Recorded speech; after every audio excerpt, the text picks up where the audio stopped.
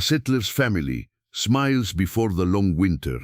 Wellington, New Zealand, 1880 y 80 y 80 y 80 y 80 y 80 y 80. The Thomas Whitmore stood at the edge of his newly claimed land, breathing in the crisp autumn air, the year 1880 y 80 y 80 y 80 y 80. But none more significant than the arrival of his family from Yorkshire just 3 months prior. Papa, look what I found. His youngest daughter, 8 lema, a sangrevan on the tall grass, her auburn curls bouncing quante key step, and her small hands she clutched a collection of smooth stones, each a one polished by the nearby stream that should soon become their lifeline through the approaching winter. Thomas knelt down to examine his daughter's treasures, his weathered hands gentle as he turned each stone over. A stone beautiful, little one, pero abusquana use them the garden. Behind them called out Margaret, his wife of 20 years, from where she was hanging freshly washed clothes on a line strung between 2 young kauri trees. Mr. Henderson says the supply ship from Auckland should arrive within the fortnight. We'll need to make our list for winter provisions. The mention of winter sent a familiar chill through Thomas's chest. This would be their first winter in New Zealand, and despite the reassurances from other settlers, the unknown always carried an element of fear. The stories of harsh winds sweeping down from the mountains and weeks of rain that could isolate families for months had reached his ears more than once. But as he watched his family working together, Margaret organizing their temporary camp with the efficiency of a military commander, William learning carpentry skills that would serve him well in this new land, and little Emma finding wonder in every rock and flower, Thomas felt a surge of optimismo para been absent during their final months in Yorkshire. The decision to emigrate had not been easy. The coal mines que had employed 3 generations of Whitmore men were closing. When the promise of free land and now the government settlement scheme had seemed like a beacon of hope. Margaret had been reluctant at first, worried about leaving behind her elderly mother and the familiar rhythms of village life. But as the economic situation in Yorkshire deteriorated, the choice became clear: stay and face an uncertain future, or take a leap of faith toward a new beginning. Papa, will you tell us the story about the giant kauri trees tonight? Emma asked, settling beside him on a fallen log that would eventually become part of their fence. Of course, wait, but first, we need to help your mother and brother. This house won't build itself, and winter waits for no one. As the afternoon wore on, the framework of their future home began to take shape. The design was simple but practical. 2 bedrooms, a main living area with a large fireplace, and a lean-to kitchen that Margaret specifically requested. The windows would face east to catch the morning sun, and a covered porch would provide shelter during the rainy season. Are you fascinated by stories of courage and new beginnings? Subscribe to our newsletter for more tales of pioneering families who shaped New Zealand's early history. Click here to join our community of history enthusiasts. Neighbors survived throughout the day, each bringing tools, expertise, and stories of their own settlement experiences. Mrs. Henderson, whose family had arrived 2 years earlier, brought a pot of hearty mutton stew and advice about preserving vegetables for the winter months. Her husband, a former ship's carpenter, guided William through the intricacies of joining timber without nails, a skill que guida prov invaluable celando que na lefco le trobor ken guiabado en asenque huelro sino da leis precious. As evening approached and the work crew began to disperse, the Whitmore family gathered around their small campfire. The stars above Wellington seemed brighter than any Thomas remembered from England, and the Southern Cross constellation that Margaret had learned to identify during their sea voyage now served as a nightly reminder of how far they had traveled. Tomorrow we'll start on the roof, William announced, his voice carrying the confidence that came from a day of successful labor. Mr. Fausen brighter de fuman chinkel frutienter para que tantigal bicubo sampade ando thrupini. Mr. Fausuan. Tomo barketan causal kalbin, had and drafsen first elbow, carrying the confidence that came from a day of successful labor. Mr. Fausen tulugoking kaparo koldopo waja falaim gopiam, Will Henderson says, if we work steadily, we shall have the house weatherproof within 2 weeks. Margaret nodded approvingly as she served portions of Mrs. Henderson's stew. And I'll start on the vegetable garden. Mrs. Patterson says there's still time to plant winter crops if we work quickly. Emma, tired from her day of exploration and stone collecting, leaned against her father's shoulder. Tell us about the kauri trees now, Papa. Thomas smiled and began the teenage story hori for a Maori elder in town, a tale of ancient trees that a story for thousands of years, witnessing the arrival of the first of Polynesian settlers and not the loss of the European immigrants. As he spoke, he realized his family was becoming part of this continuing story, adding their own chapter to the rich tapestry of New Zealand's history. The fire crackled softly as the family prepared for sleep in their canvas tent, the temporary shelter Castagete Mojo de was home since arriving in Wellington. Tomorrow would bring new challenges and new progress, but tonight, surrounded by the sounds of their new homeland and the warmth of family bonds, Thomas felt a deep contentment that had been missing from his life for years. 3 weeks had passed since the house raising began, and Nastrukitu stava proudly against the backdrop of Wellington's rolling hills, its timber frame weathered to a warm honey color by the autumn sun. "Steady on, son," Thomas called out as he guided a heavy beam into position. "Remember what Mr. Henderson taught us about letting the wood settle naturally."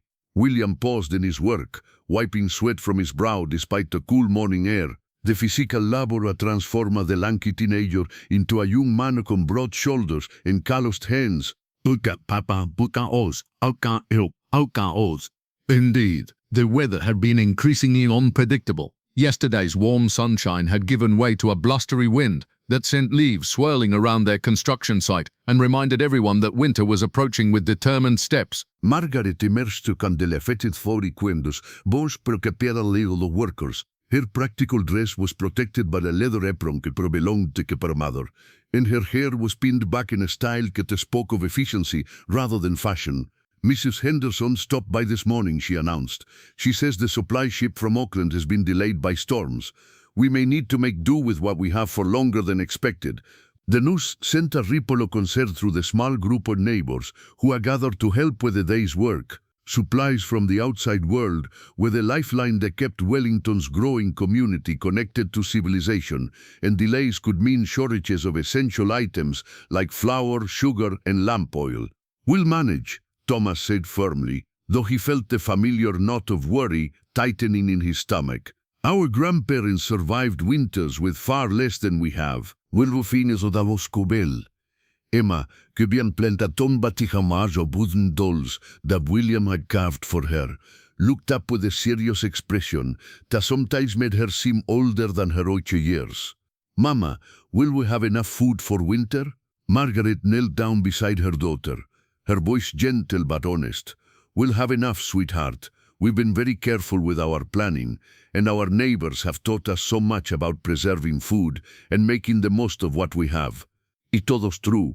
The past month has been an intensive education in self-sufficiency. Margaret had learned to smoke fish from the harbor, pickle vegetables in large ceramic crocks, and make soap from animal fat and ash. William had mastered not only carpentry but also basic blacksmithing, thanks to the patient instruction of Mr. O'Brien, an Irish settler who had established the valley's first forge. Discover more incredible stories of resilience and community spirit from New Zealand's pioneering era.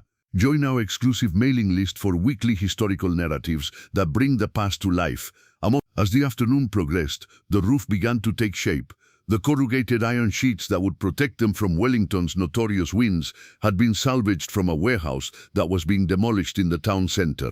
Each had to be carefully positioned secure, a process that required multiple hands y constant communication. "Emma, can you hand me a hammer?"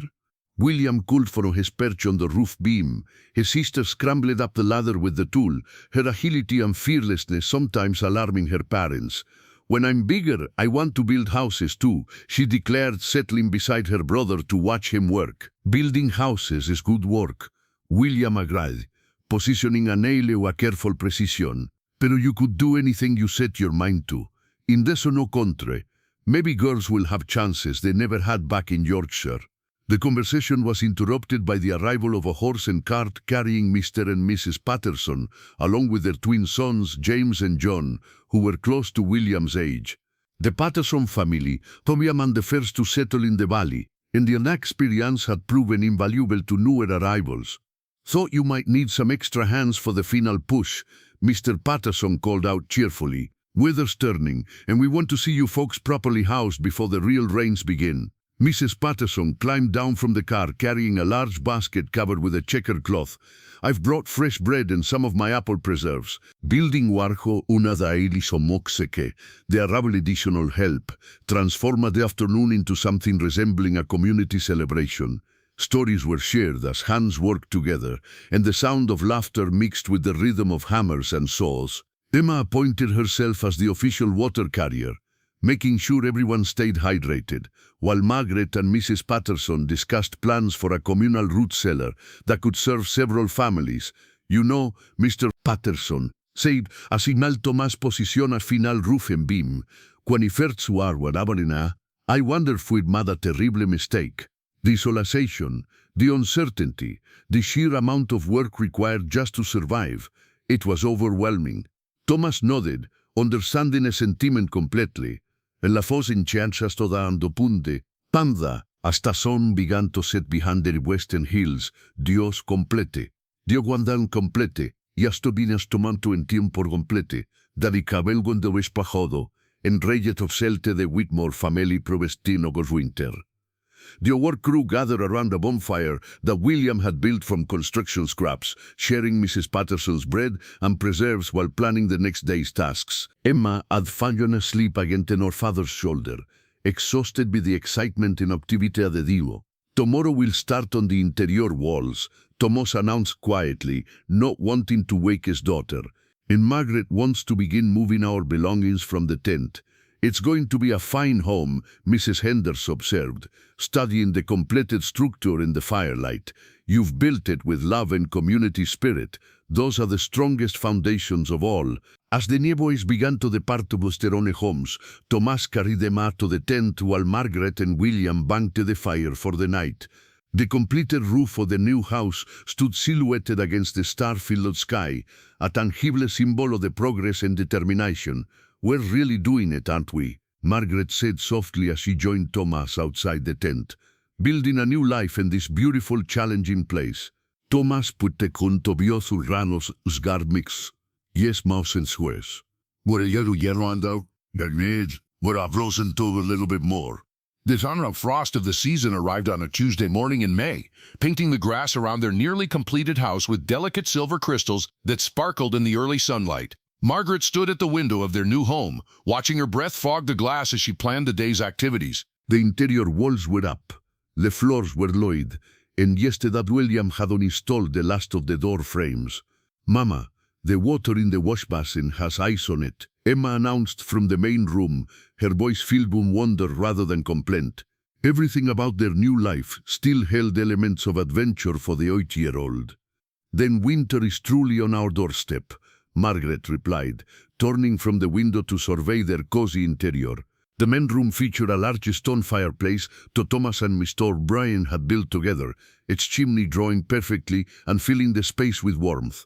Simple wooden furniture, mostly crafted by William under Mr. Henderson's guidance, provided comfort without luxury. Thomas emerged from the lean-to kitchen, carrying a steaming cup of tea and wearing the satisfied expression of a man who had just completed his morning inspection of their property. The vegetable garden survived the frost beautifully. Mrs. Patterson's advice about covering the tender plants with old sacking worked perfectly. The kitchen garden had become Margaret's pride and joy over the past month. Rows of winter vegetables, cabbages, turnips, carrots and onions promised fresh food throughout the cold season. A small greenhouse constructed from salvaged window frames protected herbs and seedlings for spring planting. William's already down at the stream checking the fish traps, Thomas continued. That boy rises earlier each day, and his enthusiasm for this new life never seems to dim. Indeed, William had embraced every aspect of settler life with remarkable energy. Beyond his construction skills, he had learned to fish, trap rabbits, and even help Mr. O'Brien with basic metalwork. Are you inspired by Astoria's transformation and growth? Follow our blog for more tales of ordinary people achieving extraordinary things in New Zealand's pioneering days. A knock at the door interrupted Margaret's morning routine. Mrs. Henderson stood on the porch, her arms laden with bundles wrapped in brown paper and her cheeks flushed from the cold walk across the valley. "Good morning, dear," she called cheerfully. "I've been at the wool we discussed, and I thought Todio might be perfect for starting those winter garments we talked about." Margaret had been looking forward to this day for weeks. Mrs. Henderson, who had learned textile skills from her Scottish grandmother, had promised to teach Margaret and Emma the art of knitting warm clothing from local wool. Isoploenship still delayed in store-bought clothing prohibitive l'antaleia per je, en tobri senner, imbai garments, compiun guarmen. Unevuxe tesho, marborin del Wellington winter. Emma, come quickly, Margaret called. Mrs. Henderson is here for our knitting lesson. Emma appeared instantly, her eyes bright with excitement. She had been practicing basic stitches on scraps of yarn, and the prospect of creating something useful filled her with pride. The tres females settled around the kitchen table, whose Thomas has crafted from a single piece of kauri timber. Mrs. Henderson unwrapped her bundles to reveal skeins of wool in natural colors, cream, brown, and gray, along with wooden knitting needles of various sizes. The first rule of knitting, Mrs. Henderson began, her fingers moving with practiced ease as she demonstrated the basic stitches, is patience. Each stitch builds upon the last, husliketh of esaloprefium. As the morning progressed, the rhythmic clicking of knitting needles created a peaceful soundtrack to their work. Margaret found the repetitive motion soothing, a welcome contrast to the constant physical demands of settler life. Emma struggled with the coordination required, but persisted with determination that reminded Margaret of her husband's stubborn streak.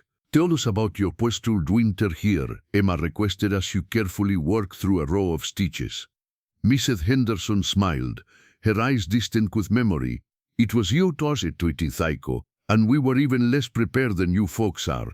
Our house was barely more than a hut, and we had no idea how fierce the Wellington winds could be. But we learned, just as you're learning, that preparation and community spirit can overcome almost any challenge." The conversation is interrupted by the arrival of William, who burst through the door with the excitement of someone bearing important news. His clothes were damp from the morning mist, and his face was flushed with cold and exertion. "Papa, you need to come quickly," he announced breathlessly. "There's a ship in the harbor, not the supply ship, but something bigger. Mr. Patterson thinks it might be carrying new settlers." Thomas set down his teacup and reached for his coat. The arrival of no families was always significant news in their small community. More settlers meant additional hands for community projects, but also poor with the to petition for resources and land. "Can we go too, Mama?" Emma asked, her knitting temporarily forgotten in the excitement. Margaret looked at Mrs. Henderson, who nodded encouragingly. "A short break from our lesson won't hurt. Besides, welcoming new arrivals is an important community responsibility." The family walked together down the winding path that led from their valley to Wellington's growing town center. The morning frost had given way to pale sunshine, and the harbor sparkled like scattered diamonds in the distance. Other families were making the same journey, creating an informal procession of curious settlers. At the harbor they found a crowd gathered around a substantial steamship, flying the British flag. Passengers were disembarking under the supervision colonial officials. The Feltex honden dotuant slopiali. Tough faces showing the samis mixture of exhaustion, anxiety, on hope of the Whitmore family felt custom months earlier. "Look at all the children," Emma Fueter, pointing at a group of youngsters who appeared to range from toddlers to teenagers. "Do you think any of them are my age?" Among the new arrivals, Thomas spotted a family que remontemente strongly of a holono, a father kuntopen calloused hands, and worried eyes, a mother trying to maintain order among the belongings, and children who looked around us wide-eyed wonder in their new homeland. "You should introduce ourselves," Margaret suggested. "I remember how grateful we were for Mrs. Henderson's kindness when we arrived." As you approached the commerce, Thomas felt a deep sense of connection to the continuing cycles of immigration and settlement. Your ship brought new stories, new skills, and new dreams to Wellington's growing community. The challenges ahead would be significant, but they would face them together, just as his family had learned to do. The morning que estaban anomoas, frost and knitting lessons had transformed into a reminder of the larger story. They were all part of the story of people seeking better lives in a land that demanded everything they could give but offered unlimited possibilities in return. The November rain had been falling steadily for 3 days, turning the paths between houses into muddy streams and testing every roof and wall in the valley. Inside the Whitmore home, the familia settled to the cozy rhythms of indoor life, when Margaret's knitting needles clicking steadily, an aroma of Emma's first successful batch of bread filling the warm air. Listen to that wind, William observed from his position near the window, where he was carving wooden toys for the Christmas season still weeks away. Mr. Henderson was right about Wellington's weather having a personality of its own. The storm brought an unexpected gift. Tomó family to focus on indoor projects and strengthen the bonds que guandierra the long winter months. Tomó sat at the kitchen table, carefully writing in the journal he had started upon their arrival, documenting the experiences for future generations. "What are you writing about today, Papa?" Emma asked, looking up from the primer that Mrs. Patterson had lent her. Education was a priority for las settler families. In our organized informal lessons to our children you continue learning despite the absence of a formal school. In writing about community, Thomas replied, dipping his pen in the inkwell that had traveled with him from Yorkshire, about how people who were strangers 6 months ago have become closer than family. It was true. The isolation and challenges of settler life had forged bonds to be 20 years to develop in our old village. When the O'Brien family's cow had fallen ill, every family in the valley had contributed milk to ensure their children didn't go without. When a windstorm had damaged the Pattersons' roof, the entire community had appeared the next morning with tools and materials for repairs. A sharp knock at the door interrupted the peaceful afternoon. Tomó sopente contra John James Patterson, standing on the porch, his oilskin coat dripping and his face flushed with urgency. "Mr. Whitmore, Papa sent me to fetch you and William," James announced, breathlessly. "The creek's rising fast, and we're worried about the Henderson place. They're right in the flood path." Thomas and William immediately reached for their coats and boots. The Henderson family had been their first friends in the valley, and their small house sat in a low-lying area that had seemed charming during dry weather but now posed a serious threat.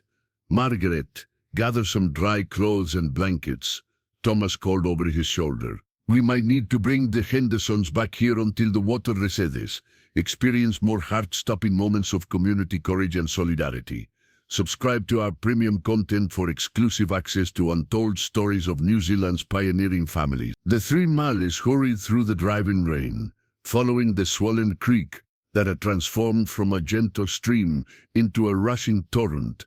Other men from the valley were converging on the Henderson property, their lanterns creating bobbing points of light in the grey afternoon. When they reached the Henderson house, they found Mr. Henderson and his 2 teenage sons working frantically to move their belongings to higher ground. The water had already reached the front steps and was rising steadily. "Thank goodness you're here," Miss Henderson called from the doorway, her arms full of precious family photographs and documents. "We've saved what we can, but I'm afraid we're going to lose the house. Not if we can help it," declared Mr. O'Brien, who had arrived with a cart full of sandbags. "We've faced floods before, and we'll face them again. But we faced them together."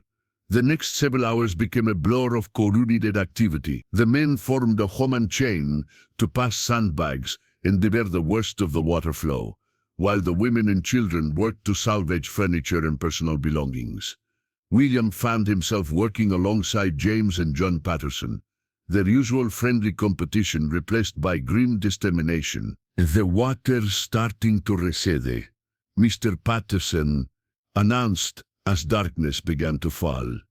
"I think we've turned the worst of it." Indeed, the creek level had stabilized and the immediate threat to the Henderson house had passed. The building had suffered water damage to the lower level, but the structure remained sound. More importantly, no one had been injured, and the community's quick response had prevented a disaster from becoming a tragedy. "You'll stay with us tonight," Margaret announced to Mrs. Henderson as the families began to assess the damage. "All of you, we have room, and you shouldn't be alone in a damaged house." Mrs. Henderson's eyes filled with tears of gratitude. I don't know how to thank you all. When we left Scotland, people warned us about the isolation and hardships of colonial life, but no one told us about the kindness we'd find. That evening, the Whitmore house became a temporary shelter for two families. Mattresses were arranged on the floor, and Margaret's largest pot produced a hearty soup that fed everyone. The children, excited by the unusual circumstances, treated the evening like an adventure rather than a crisis. Tell us a story, Mr. Henderson, Emma requested as the families gathered around the fireplace after dinners.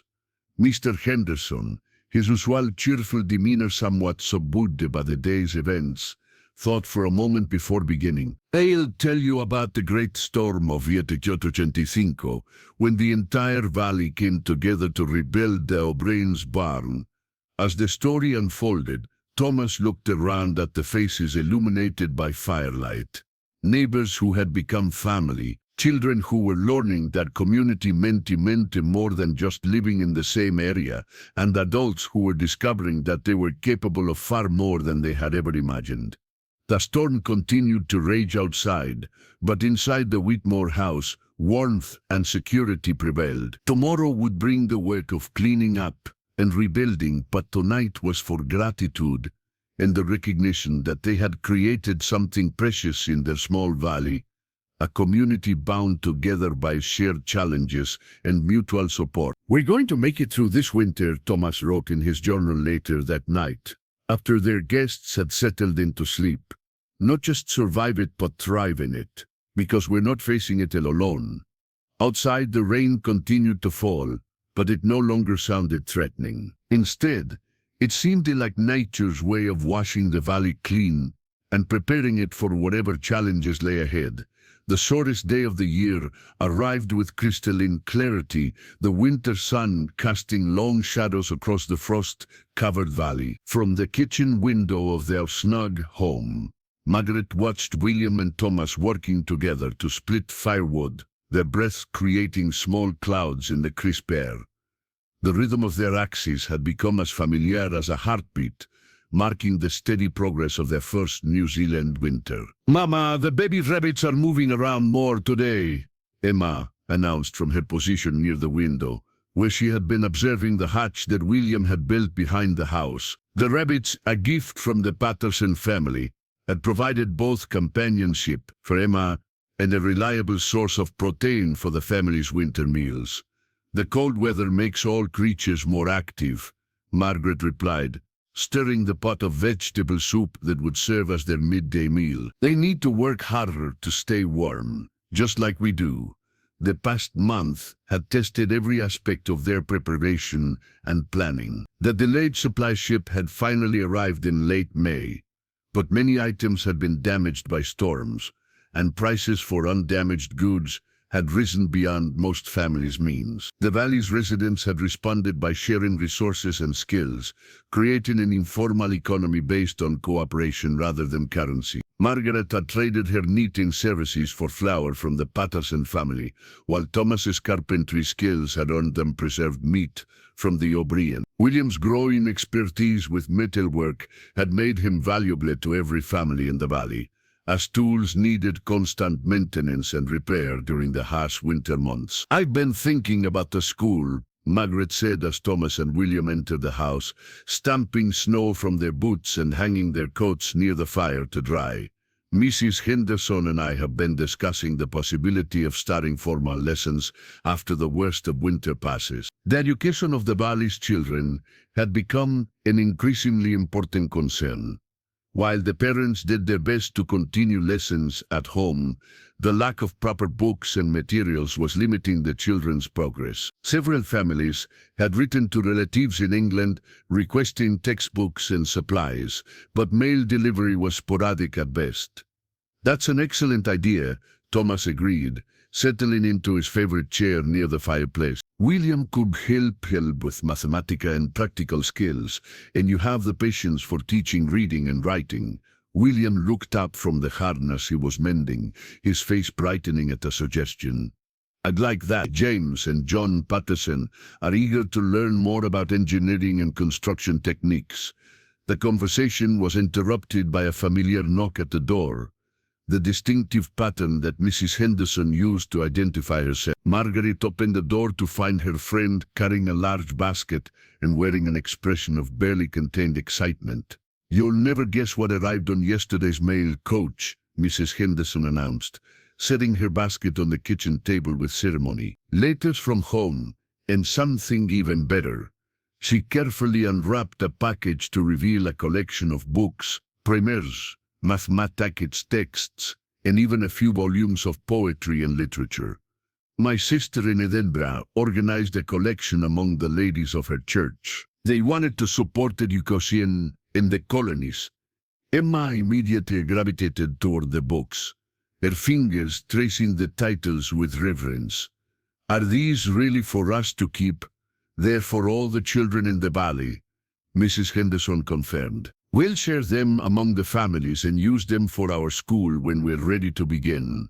Be part of preserving these incredible stories of education and community building. Join our Historical Society membership for exclusive access to rare documents and photographs from New Zealand's pioneering era."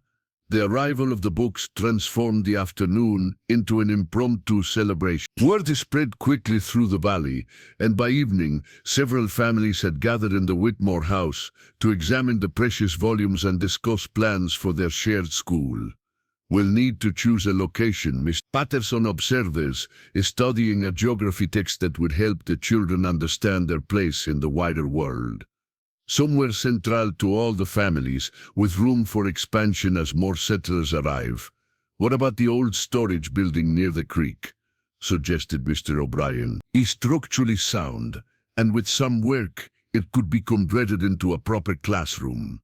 The discussion continued late into the evening, with parents sharing their hopes and concerns for their children's education. The installation that had initially seemed like such a challenge was gradually being transformed into an opportunity to create something unique, a school that would serve not just academic learning, but also practical skills essential for colonial life. "Our children will learn things that no school in Yorkshire ever taught," Thomas observed as the gathering began to wind down. "They'll understand agriculture, construction, community cooperation, and self-reliance alongside their letters and numbers." As the neighbors departed for their own homes, the Whitmore family settled into their evening routine. Emma practiced her reading with one of the new books, while William worked on a wooden puzzle he was creating for the younger children in the valley. Margaret continued their knitting, now working on mittens for the Henderson children, whose own had been lost in the flood. "This has been a good day," Thomas reflected as he added another entry to his journal. "Not because it was easy, but because it reminded us of what we're building here. Not just homes and farms, but a community that will nurture our children and their children after them." Outside, the winter wind whistled around the corners of their house, but inside, warmth and contentment prevailed. The shortest day of the year was ending, which meant that tomorrow would bring a few more minutes of daylight, and each day after that would be a small step towards spring. The books sat on the kitchen table like promises of the future, symbols of the education and opportunities that had drawn the families to New Zealand in the first place. Tomorrow would bring new challenges and new work, but tonight was for gratitude and the quiet satisfaction of dreams slowly becoming reality. Margaret looked around at her family, Thomas writing thoughtfully in his journal, William sketching plans for school desks, and Emma reading aloud to herself in a whisper, and felt a deep contentment that had nothing to do with material comfort and everything to do with the bonds they had forged in this beautiful, demanding land. The heart of winter had arrived, but so had the heart of their new community. The first daffodils appeared in Margaret's garden on a September morning, when the frost still painted the grass silver, their bright yellow faces a bold declaration that winter's grip was finally loosening. Emma discovered them during her morning chores, and her delighted shouts brought the entire family running to witness the small miracle of renewal. "Look, Mama, they're just like the ones in Grandmama's garden back in Yorkshire," Emma exclaimed, kneeling carefully beside the emerging flowers. Do you think she would be proud of our garden? Margaret felt a familiar tightness in her throat at the mention of her mother, who had passed away just before their departure for New Zealand. She would be very proud, sweetheart. She always said that flowers were nature's way of reminding us that beautiful things can grow anywhere, as long as they're tended with love. The past months had indeed been a season of tending and growth, not just for gardens, but for the entire community. The school project had become a reality, with the converted building now housing 15 children from 6 families. William had surprised everyone by revealing a natural talent for teaching, particularly in mathematics and practical skills that combined learning with the hands-on work of colonial life. The Henderson boys finished the new chicken coop yesterday, Thomas announced, returning from his morning inspection of their expanding property. And Mrs. Patterson says her vegetable seedlings are ready for transplanting. Spring is definitely here. The transformation of their small valley over the past year had been remarkable. What had begun as a collection of individual families struggling to establish themselves had evolved into a thriving community with shared resources, coordinated planning, and a collective vision for the future. The supply situation had also improved dramatically. Regular ships now arrived from Auckland and Sydney, bringing not just essential goods, but also mail, newspapers, and occasional visitors who brought news of the outside world. The isolation that had once seemed so daunting now felt like a choice rather than an imposition. I received a letter from my brother in Yorkshire yesterday, Thomas announced during their breakfast of fresh eggs and bread baked in Margaret's own oven. He's considering emigration himself, says the situation in the mines continues to worsen, and our letters have convinced him that New Zealand offers opportunities that simply don't exist at home. The idea of familiar faces joining their community filled the family with excitement. Thomas's brother James had always been close to the family, and his skills as a stonemason would be valuable additions to the valley's growing capabilities. Will Uncle James bring cousin Sarah and the boys? Emma asked eagerly. Sarah was only 2 years older than Emma, and the prospect of having a cousin nearby was thrilling. If he decides to come, the whole family will make the journey, Thomas confirmed. But it's a big decision, and we mustn't pressure him. We can only share our experiences and let him decide what's best for his family. The morning's work took the family in different directions. Thomas and William to help Timothy with a new barn, Margaret to the school where she taught reading and writing 3 days a week, and Emma to tend the rabbits and chickens that had become her special responsibility. The school had become the heart of the community in ways that extended far beyond education. Parents gathered there for evening meetings to discuss everything from crop rotation to plans for a proper church. The children's artwork decorated the walls, and their recitations and performances had become regular entertainment for the entire valley. Miss Emma, look what I found, called out little Timothy O'Brien, who at 5 years old was the youngest student in the school. A held up a smooth stone painted with bright colors, one of the art projects that William had introduced to help the children express their creativity. That's beautiful, Timothy, Emma replied with the serious attention that she gave to all the younger children. At 9 years old, she had become something of a mentor to the newest students, helping them with their letters and numbers, while developing her own leadership skills. The afternoon brought unexpected visitors, a family of prospective settlers who had heard about the valley's success and wanted to see for themselves what life was like in this corner of New Zealand. Mr. and Miss Crawford, along with their 3 teenage children, had traveled from Wellington to explore the possibility of claiming land nearby. We've heard remarkable things about your community, Mr. Crawford explained, as the families gathered in the school building for an impromptu meeting. The cooperation, the shared resources, the way you've managed to create prosperity in such a short time. Mrs. Crawford nodded enthusiastically. In town, people speak of your valley as an example of what colonial life can be at its best. We're hoping there might be room for one more family. The discussion that followed revealed the careful balance that the community had achieved between welcoming newcomers and maintaining the close-knit relationships that had made their success possible. After much consideration, the families agreed that the Crawfords would be welcomed, provided they understood and embraced the cooperative principles that governed valley life. "We're not just offering you land," Mr. Patterson explained. "We're offering you membership in a community that requires both contribution and commitment. Everyone works for the benefit of all, and everyone shares in the result."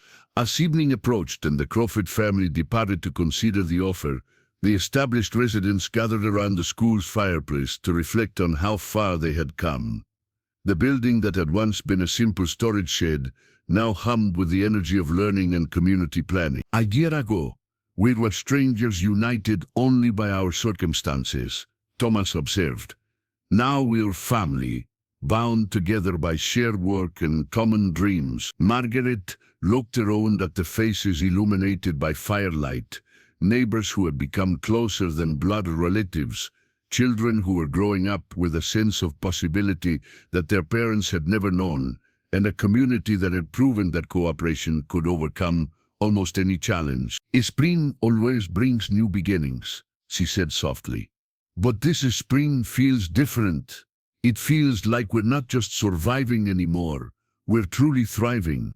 Outside, the September evening was mild and clear, with the Southern Cross constellation shining brightly overhead. The daffodils in Margaret's garden would bloom fully in the coming days, joined by other flowers that would transform the valley into a celebration of color and life. The Whitmore family walked home together through the gathering darkness, their path lit by stars and the warm glow from windows of houses they had helped to build. Tomorrow would bring new challenges and new opportunities, but tonight was for gratitude and the quiet satisfaction of dreams that had taken root and flourished in the rich soil of community and determination. The long winter was over, and spring's promise stretched endlessly ahead. From Thomas Whitmore's journal, September mirrors as I write these words, exactly 1 year after our arrival in Wellington. I am struck by the transformation that has taken place, not just in our circumstances, but in our We came to New Zealand as refugees from economic hardship, carrying little more than hope and determination. We have become builders, teachers, neighbors, and friends. Emma now reads fluently and helps teach the younger children. William has mastered skills that will serve him well throughout his life, and his natural leadership abilities suggest a bright future in this growing country. Margaret has discovered strengths she never knew she possessed, and her contributions to our community extend far beyond our own family. The valley now houses 12 families, with more expected before year's end. Our school serves 23 children, and plans are on the way for a proper church and a general store. The cooperative principles that emerged from necessity have become the foundation of a prosperity that benefits everyone. Most importantly, we have learned that home is not a place you find, but a place you create through love, work, and commitment to something larger than yourself. New Zealand has given us the opportunity to build not just new lives, but a new kind of community, one that honors both individual achievement and collective responsibility.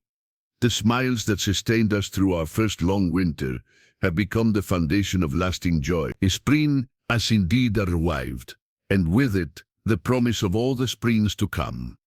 The end. Author's note. This story is dedicated to the thousands of families who left everything familiar behind to build new lives in New Zealand during their courage, determination, and community spirit laid the foundation for the nation we know today. While the Whitmore family is fictional, their experiences reflect the very real challenges and triumphs of New Zealand's pioneering settlers.